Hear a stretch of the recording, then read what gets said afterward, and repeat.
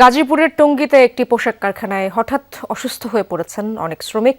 তাদের নেওয়া হয়েছে স্থানীয় একটি হাসপাতালে। এ বিষয়ে আপডেট জানার চেষ্টা করবো। আমার সহকর্মী পলাশ প্রধান সেখানে রয়েছেন। পলাশ, জানাবেন এত শ্রমিক কিভাবে অসুস্থ হলো, কেন অসুস্থ হলো এবং তথ্য কি পাওয়া গেল কিনা এবং কি অবস্থা সেখানে জানাবেন তাদের। ইশরাত, আসলে আমরা এখানে এসে একাধিক শ্রমিক যারা আসলে অসুস্থ তাদের সাথে কথা বলছি।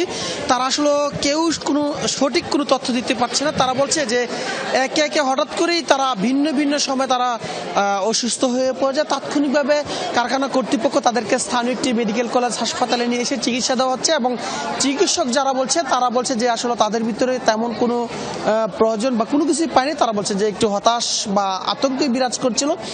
এমনটার কারণে মূলত এই সমস্যার সম্মুখীন হতে হচ্ছে। আমরা বেশ অনেকগুলো শ্রমিকের সাথে কথা বলছি। তারা বলছে আগের চেয়ে স্বাভাবিক রয়েছে। তবে এই ঘটনা কিন্তু আজকেই নয় ইশরাত, এর আগেও কিন্তু প্রায় 2টি কারখানা শ্রমিকরা এইভাবে আতঙ্কে কারখানা থেকে নামতে গিয়ে ভয়ে তারা এই ধরনের আসলে হঠাৎ করে শতাধিক শ্রমিক আহত হয়ে যায়।